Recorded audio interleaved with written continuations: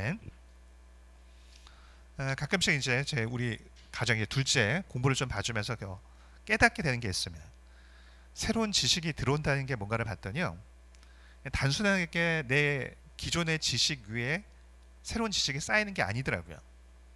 어떤 것이 잘 이해가 되지 않을 때는 내 안에 잘못 자리 잡은 생각이 있기 때문에 그렇습니다. 내가 붙잡고 있는 잘못된 생각, 그 아집이 깨지면서 새로운 지식이 내 안에 들어오는 것이더라고요. 여러분, 신앙도 마찬가지입니다. 나는 생각은 하나도 안 바뀌었는데 내가 열심히 해서 그냥 은혜를 누린다, 이거 없어요.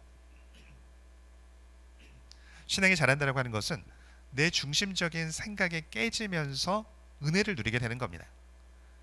그러니까 신앙이 깊어지면요, 자연스럽게 그래서 지혜가 생겨요.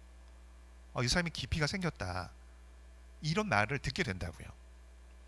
여러분, 구약의 이스라엘이 망하기 직전에 보면요, 그들이 예배를 안 드렸거나 기도를 안 하거나 금식을 안 하거나 예물을 안 드리거나 이거 아닙니다. 그래서 망한 게 아니었어요.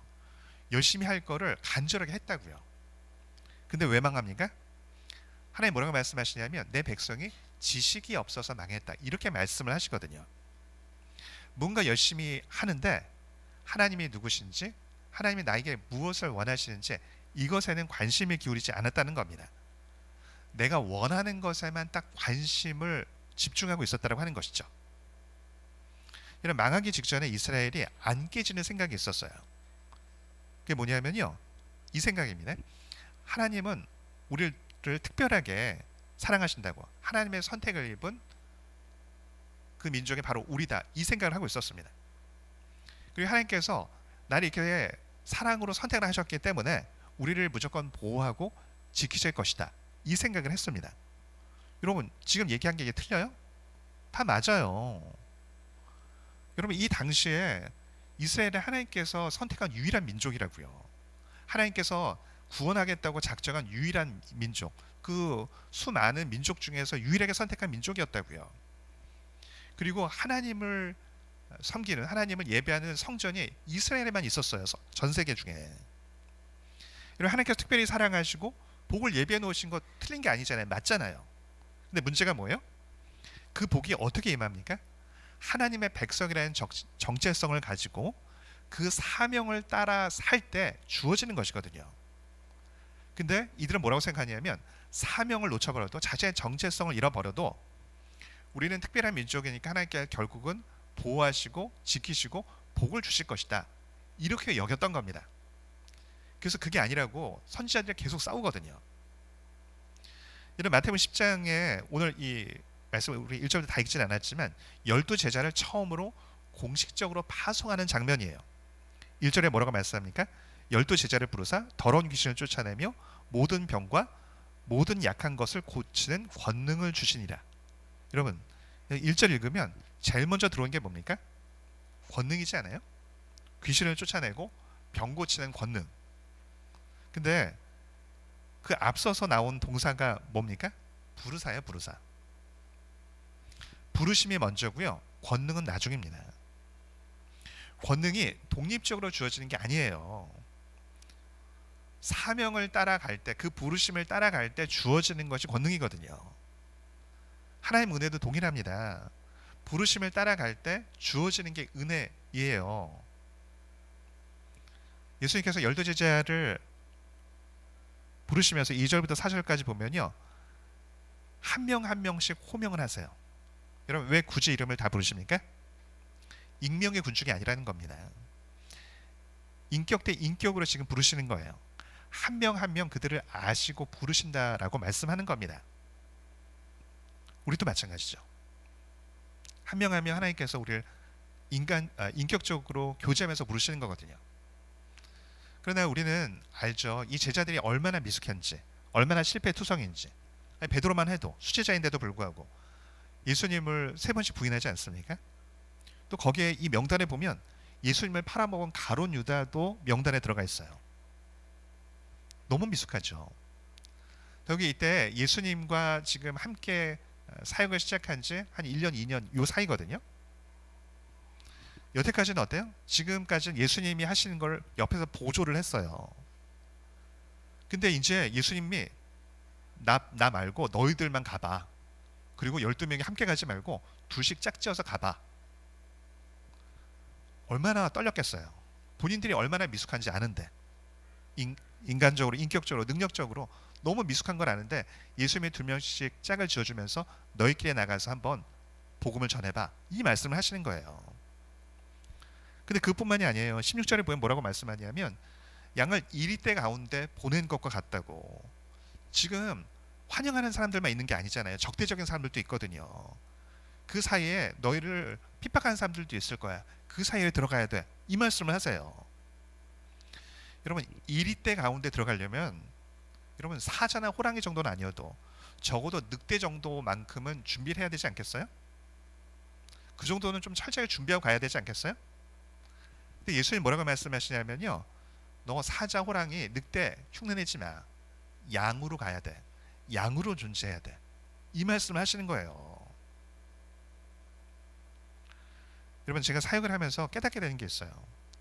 과거에 참 이게 많이 구호처럼 했던 게 뭐냐면 하나님께서 준비된 사람을 쓰신다, 이런 표현이었거든요. 근데 제가 깨닫게 된 게 뭐냐면요, 이게 다 틀린 건 아니에요. 한 절반 정도는 맞아요. 한 60%는 맞는데 100%는 아니더라고요. 과거에 한 선교사님이 그런 얘기를 하셨는데 기억이, 그때는 이걸 잘 이해를 못했어요.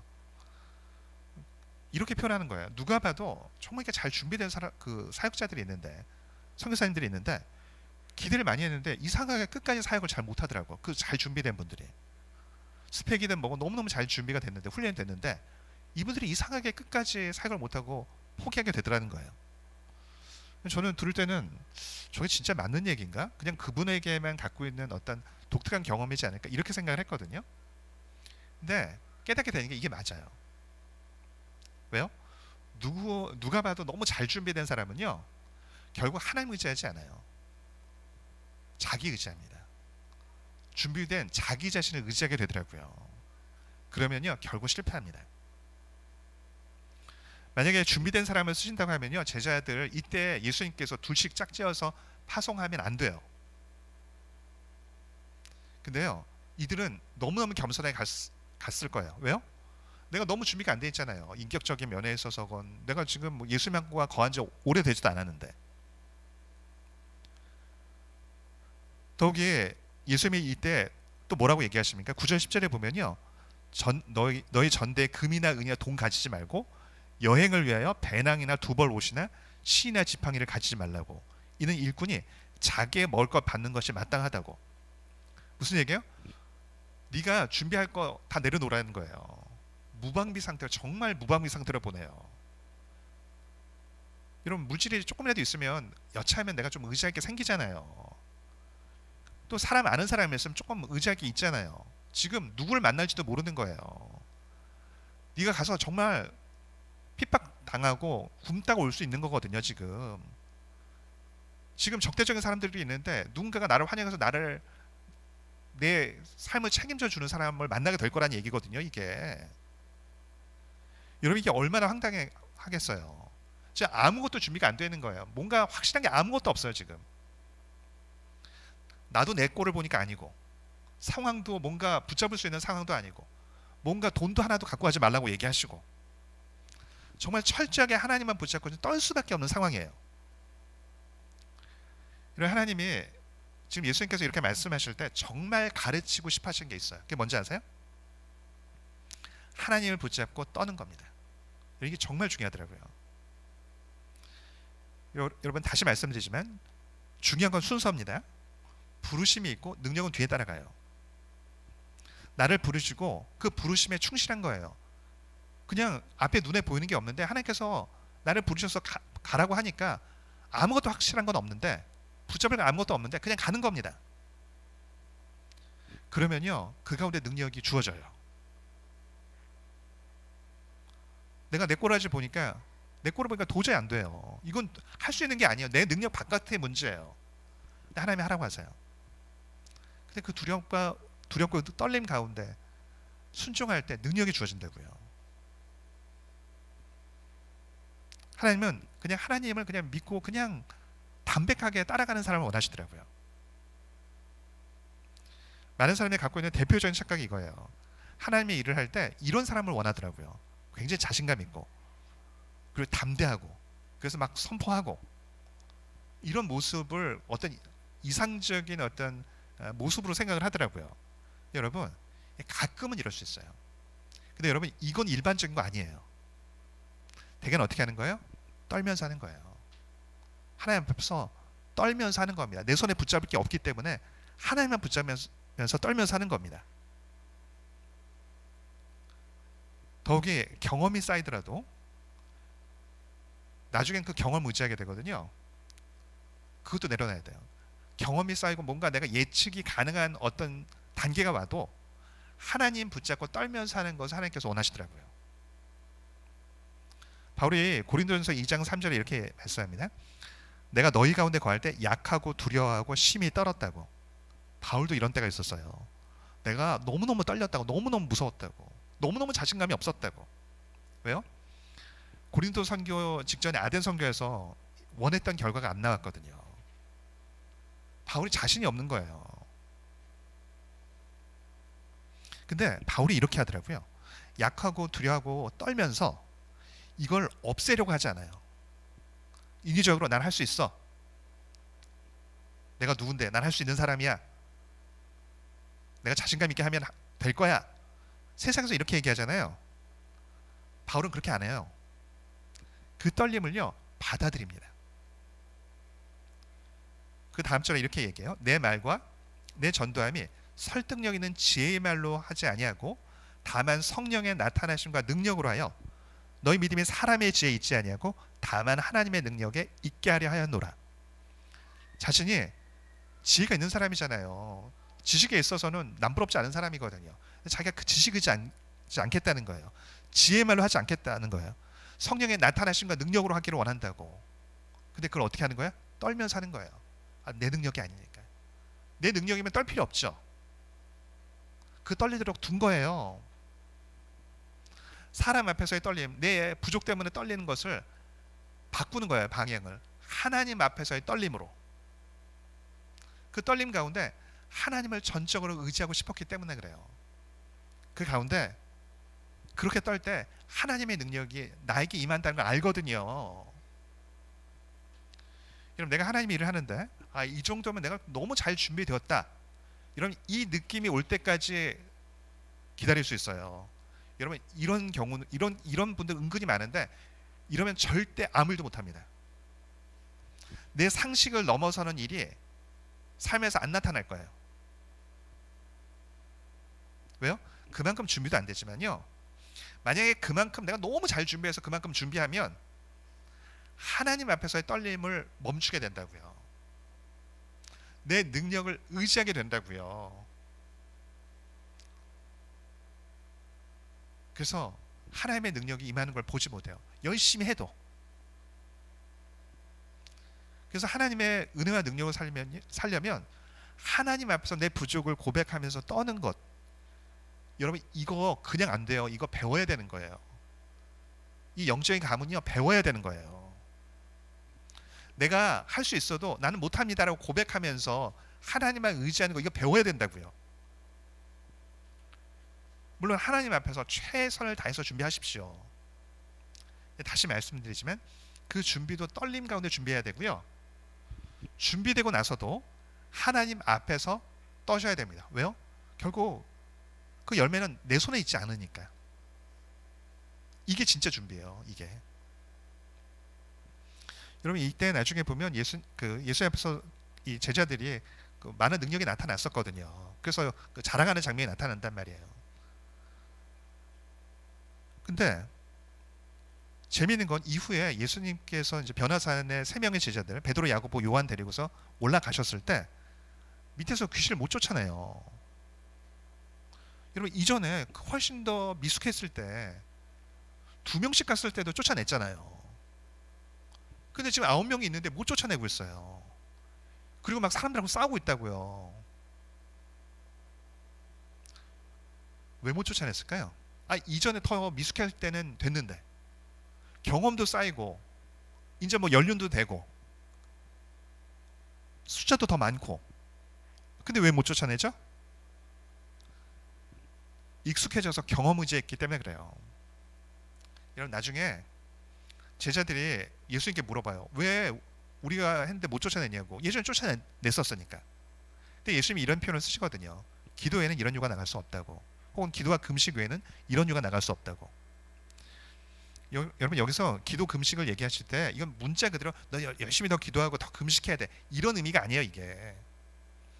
너 예전엔 하나님께서 떨었잖아. 너 그래서 하나님밖에 붙잡을 것이 없어서 막 기도하면서 하나님이 안 도와주면 내가 뭘 어떻게 할 수 있겠냐고 그렇게 떨면서 갔잖아. 근데 왜 너 안 떨어? 왜 네 능력처럼 생각을 하는 거야? 이제 네가 이제 네 경험 의지하고 있네. 네가 뭔가 이제 쌓였다고 네 연륜을 의지하고 있네. 그래서 안 된 거라고.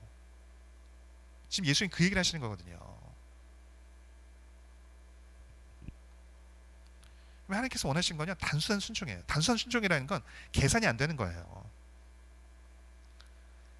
단순한 순종하면요 떨 수밖에 없어요. 왜? 결과가 예측이 안 되니까. 하나님이 참 상식적이지 않은 순종의 모습을 많이 요구하시거든요.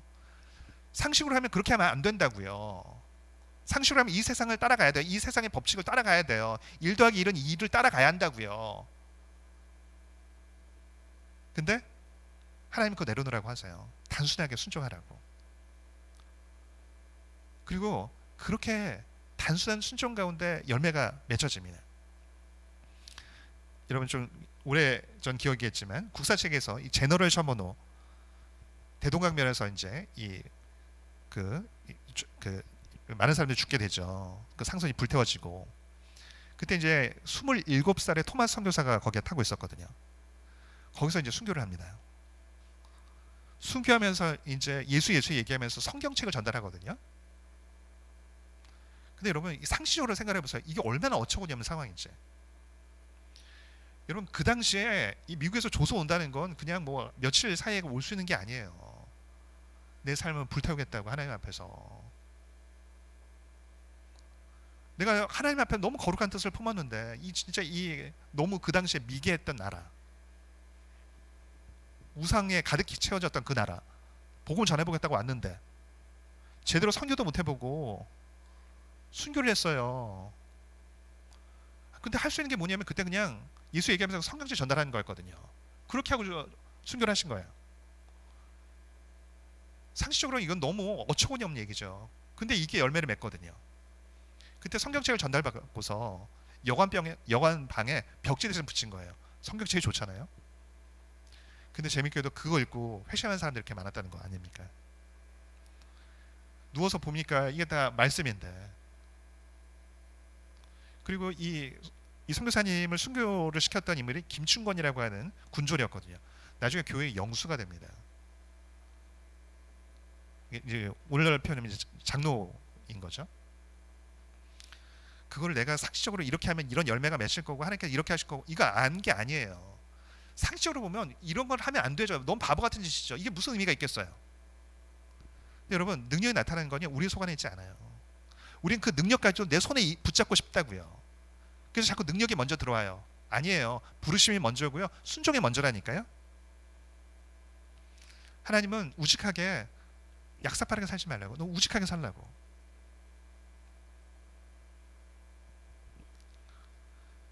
그런데 오늘 본문을 이렇게 묵상을 하면서 이런 질문을 할 수도 있을 겁니다. 근데 16절에 이렇게 말씀하거든요. 너희를 보내면 양을 이리 가운데로 보낸 것 같다라고 말씀하시면서 너는 뱀같이 지혜롭고 비둘기같이 순결하라고. 뱀같이 지혜롭라고 말씀하세요.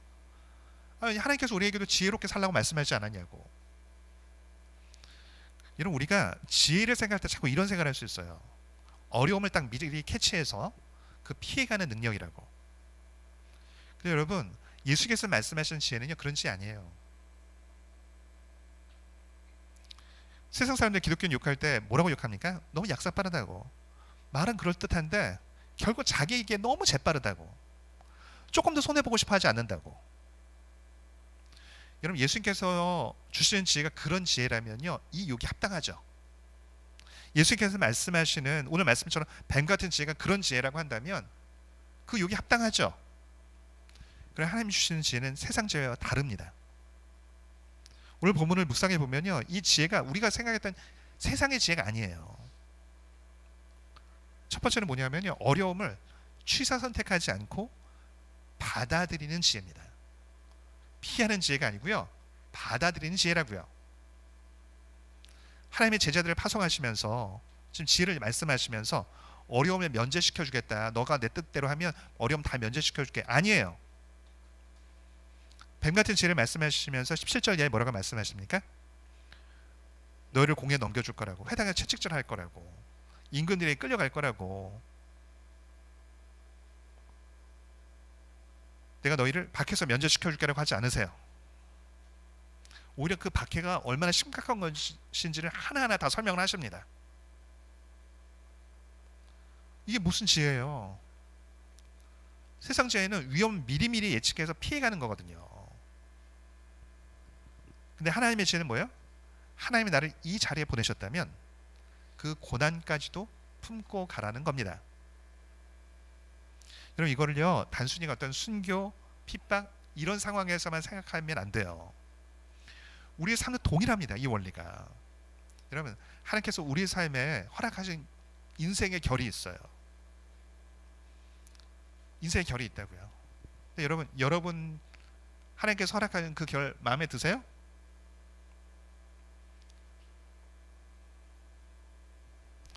내 부모님, 그리고 내 부모는 왜 이런지, 내 자녀는 왜 이런지, 내 배우자는 왜 이런지, 나는 왜 이 모양인지 너무너무 마음에 든다. 하나님께서 어떻게 나한테 이렇게 좋은 것들로 가득히 채우셨는지 모르겠다고, 너무 마음에 든다고, 하나님의 인도하심이 너무 명쾌하다고, 이런 분 계세요? 거의 못 본 것 같아요. 거의 다 뭐라고 얘기하냐, 내 결 말고 저 사람의 결대로 하고 싶다고. 하나님이 나를 인도하신 이 방식 말고 저렇게 인도하신 저 방식이 내 삶의 방식이었으면 좋겠다고 다 그러거든요. 그래서 우리는요, 하나님의 인도하심을 받아들이기 싫어해요. 자꾸 취사 선택하고 싶어요. 근데 여러분, 믿음이 뭐냐면요, 묻지도 따지지도 않고 그 결을 받아들이는 게 믿음이에요. 그리고 거기서 은혜를 누립니다. 오늘 목사님 내외가 이게 사역을 되게 잘하세요. 교회도 부흥하고, 사모님이 되게 막 스마트하고 할 줄 아는 것도 많고, 교회 부흥의 절반 이상이 거의 사모님의 영향이거든요. 근데 참 너무 괜찮다라고 생각했는데 몇 달 전에 개인적으로 만났을 때 얘기하다가 깜짝 놀랐어요. 저한테 그런 얘기를 하더라고요. 애가 아프더라고요. 어린애인데 아픈 겁니다. 근데 목사님, 저한테 그런 얘기를 하는, 목사님 사실 애가 아픈 이유가 있다고, 사모님이 애를 밥하는 것에 거의 신경 쓰지 않는다는 거예요. 사람들 앞에 사역은 너무 열심히 하고 좋아하고 잘하는데 애 밥해 주는 거 너무 싫어한다고. 그리고 그렇게 얘기한대요. 나는 사역이 좋지 아이에게 이렇게 밥해 주고 하는 거 싫다고. 이런 바쁘면 좀 덜 신경 쓰게 되는 건 분명히 있죠. 근데 여러분, 그거 싫다는 건 다른 얘기잖아요. 그것 때문에 애가 아픈데, 어린애가 아픈데. 근데 여러분, 우리에게 다소간에 이런 태도가 있어요. 하나님 나를 어떻게 부르시고 어떻게 인도하셨는지, 나를 어느 자리에 세우셨는지 여기에 초점 두는 게 아니라 내가 원함에 따라서 자꾸 취사 선택하고 싶어요. 하나님이 인도하시는 방식도 내가 조정하고 싶어 한다고요. 여러분, 다시 말씀드리지만 믿음이란 하나님께서 날 부르신 그 부름대로, 그 인도하심대로, 그 결대로 가는 거예요. 그 결대로.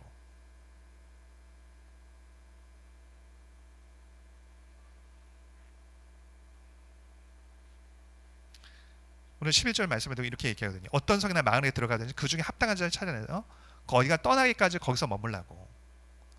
취사 선택하지 말라는 얘기예요. 저 집 가면 더 대접받을 것 같은데, 저 집 가면 내가 뭔가 좀 더 평안할 것 같은데, 그것을 택하지 말고 인도하심 가운데, 그게 네가 원하는 대로 하지 말고 하나님의 인도하심 거기에 그 가운데 거하라고. 여러분, 마음속에 보니까 의외로 다들 평안해 보이는데 마음속에 삶에 대한 그 억울함, 분노 가득가득 채워진 사람 은근히 많아요. 그 이유가 뭔지 아세요? 그 결을 받아들이지 못하기 때문에 그래요. 하나님께서 그 결을 통해서 나를 다듬으시는 게 있다고요. 참된 믿음의 사람으로 만드시는 게 있다고요. 근데 하나님 뜻은 안 봐요. 그냥 나에게 주어진 그 어려움만 딱 보면서 그 결을 못 받아들여요. 근데 여러분, 그렇게 하면 인생이 그래서 어려워지는 거예요. 여러분, 누구나 인생은 다 무거워요.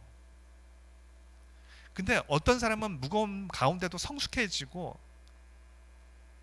멋있게 가는 사람이 있고, 어떤 사람은 그 무거움 때문에 쓰러져서 못 일어나는 사람들이 있어요. 쓰러진 사람 왜 쓰러져요? 너무너무 무거워서요? 아니에요. 보니까 그 결을 받아들이지 못하기 때문에 그렇더라고요. 내가 취사 선택하려고 하면서 그래요. 제가 아까 언급했던 이 사모님 같은 경우도 보니까 최근에 그 사모님, 나이가 많지 않은데 병이 좀 요즘 많이 생기신 것 같더라고요. 보니까 제가 이제 무슨 생각이 들었냐면, 이게 어쩌면 그 마음에 내가 그 결을 못 받으려 생긴 문제일 수 있겠다. 여러분, 하나님의 나를 인도하신 그 결을 못 받아들이잖아요. 그럼 그건 굉장히 큰 무거움이 돼요. 그 객관적인 무게보다도 훨씬 무거워진다고요. 그래서 짓눌리게 됩니다. 여러분, 그 결을 받아들이면 처음엔 너무너무 무겁죠. 왜 내가 이걸 들어야 되나? 왜 나에게 이런 십자가가 있어야 하나? 왜 나는 이런 무거운 무게를 짊어지고 살아야 하나? 하나님이 인도하신 결 아무도 행복하지 않아요. 저도 마찬가지예요. 다시 말씀드리지만 그 결을 받아들이는 게 믿음이라고요. 그 결에 나를 맞추는 게 믿음이에요. 그 결을 조정하는 게 아니라. 그 결을 처음에 받아들이면요, 처음에 힘들고 마음도 무거워요. 마음 안 든다고요. 근데요, 재밌는 거 뭐냐면 그 결을 아픈데 하나님, 내가 받아들이겠습니다. 딱 받아들이잖아요. 그럼 갈수록 가벼워집니다. 그리고 그 결로 인해서, 그 무거움으로 인해서 오히려 나에게 영적인 유익들이 생기는 것, 그리고 나중에 그것 때문에 은혜를 누리게 돼요. 근데 그 결을 받아들이지 못하면 어때요? 처음엔 가벼운데 갈수록 무거워집니다. 처음엔 그걸 피하니까 가볍죠. 근데 나중에는 그것 때문에 점점 더 무거워져요. 쓰러진 사람은 다 그렇게 쓰러지는 겁니다. 또 예수님이 뭐라고 말씀하십니까? 18절에 이렇게 말씀합니다. 또 너희가 나로 말미암아 총독들과 임금들 앞에 끌려갈 거라고, 이는 그들과 이방인들에게 증거가 되게 하려 하심이라고. 여러분, 무서운 얘기지 않아요? 끌려갈 거라고. 이건 진짜 내가 원하는 게 아니라, 내가 원해서 가는 게 아니라 끌려갈 거라고. 네 삶 네가 계획한 대로가 아니라 끌려가게 될 거라고. 근데 그게 나를 증거하는 방식이 될 거라고. 여러분, 하나님께서 우리의 삶을 통해서 영광 받으시길 원하잖아요. 근데 우리는 이런 걸 원해요. 딱 하면 막 홍해가 쫙쫙 갈라지고 하늘마다 막 대박이 터지고 내가 손 대는 것마다 막 그냥 너무너무 잘 돼서 막 30배, 60배, 100배씩 맺고, 그래서 야, 믿어봐, 믿으니까 이게 잘 되잖아, 너희도 믿으면 이게 잘 될 거야, 이렇게 간증하면서 영광 돌리고 싶어 한다고요. 물론 이런 방식도 있죠. 근데요, 진짜 영광 받으실 방식 그런 방식이 아니더라고요. 그 결을 받아들이는 것을 통해서, 그 결을 믿음으로 아프지만 받아들이는 것을 통해서 영광을 받으신다는 거예요. 아니, 어떻게 저 상황에서, 저렇게 끌려다니는 상황에서 어떻게 저런 평안과 담대함이 존재할 수 있지?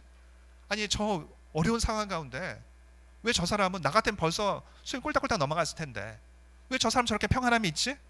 어떻게 저런 담대함이 있지? 어떻게 저걸 견디고 있지? 왜 억울해하면서 분노하면서 망가지지 않지? 저 사람이 내가 없는 도대체 뭐가 갖고 있는 건가? 저 사람 믿음이 있구나. 저 사람 안에는 예수님이 있는 거구나. 저게 믿음인 거구나. 그걸 통해서 네가 나를 드러내게 될 거라고.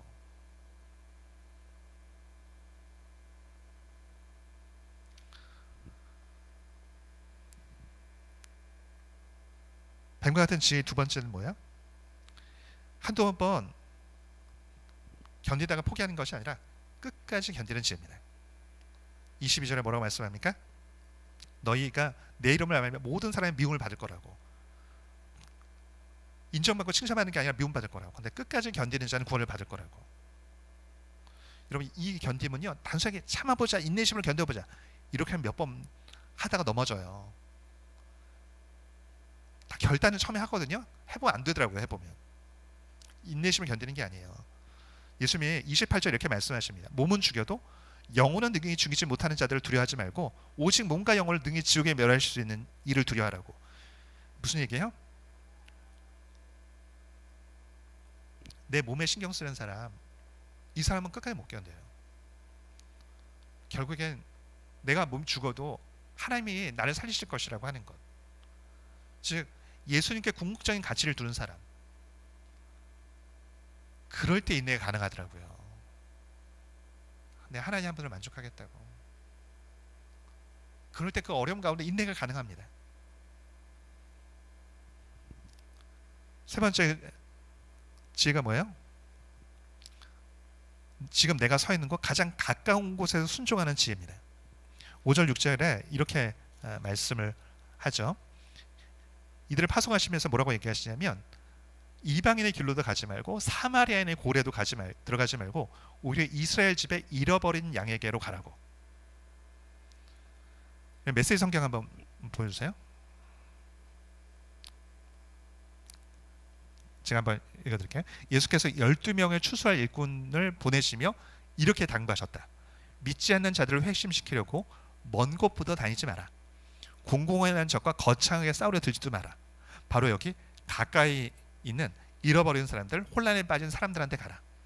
그들에게 하나님 나라가 여기 있다고 말하여라. 먼 곳부터 다니지 말고 거창하게 싸우려 들지도 말고 가까이 있는 잃어버린 사람들에게 가라고. 가까이 혼란에 빠진 사람들에게 가라고. 그들에게 하나님 나라가 바로 여기 있다고 말하라고.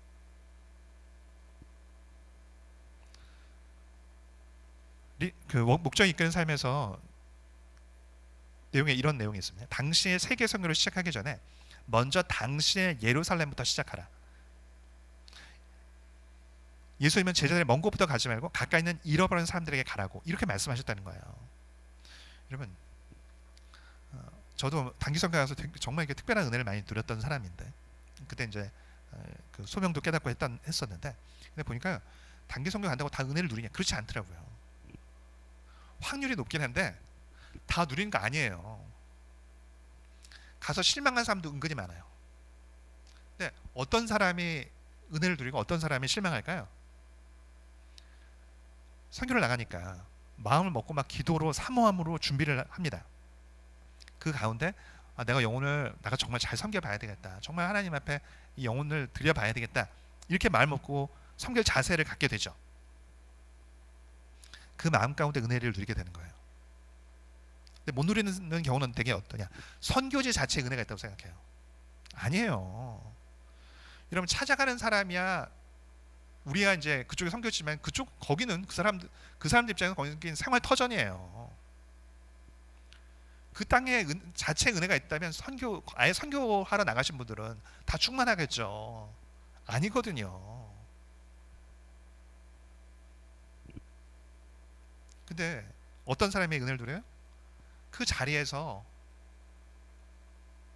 내가 섬기려고 하는 사람이에요. 마찬가지예요. 내가 그 마음으로 이 자리에 서서 동일한 사모함으로 영혼을 섬길 때 하나님이 나를 통해서 이렇게 일하실 수 있구나. 뭐야, 나를 통해서도 사람을 이렇게 회복시킬 수 있는 거야? 이렇게 나를 통해서 사람이 돌아올 수 있는 거야? 이걸 경험하게 하신다고요. 근데 사실 멀리 아프리카에 가면 은혜를 받긴 더 쉽죠. 왜요? 내 연약이 안 드러나니까. 근데 내 가까운 곳에서 내 연약이 드러가 나거든요. 내 연약이 건드려진다고요. 근데 예수님께서 이 말씀을 하실 때 뭐 얘기하시는 거예요? 멀리 가는 그 에너지를 그 삶의 터전 가까운 곳에서부터 쏟아내라고, 섬기라고. 때로는 까다로운 사람에게, 너를 반대하는 사람에게. 하나님께서는요 바로 내가 서 있는 이곳에서 높임을 받기를 원하시는 겁니다. 자꾸 멀리 내가 하나님 부자를 만들어 주시고 뭔가 능력을 주시고 뭔가 한 건 터지면 아니요. 바로 지금 여러분 서 있는 바로 그 자리입니다.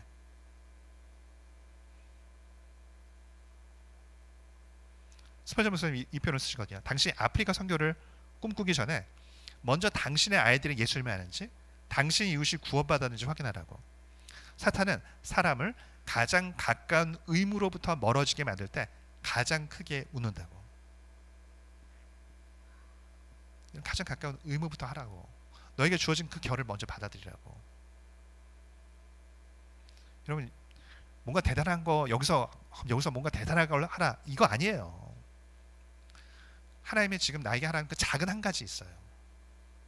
내가 자꾸 외면하고 있는 그 작은 한 가지가 있다고요.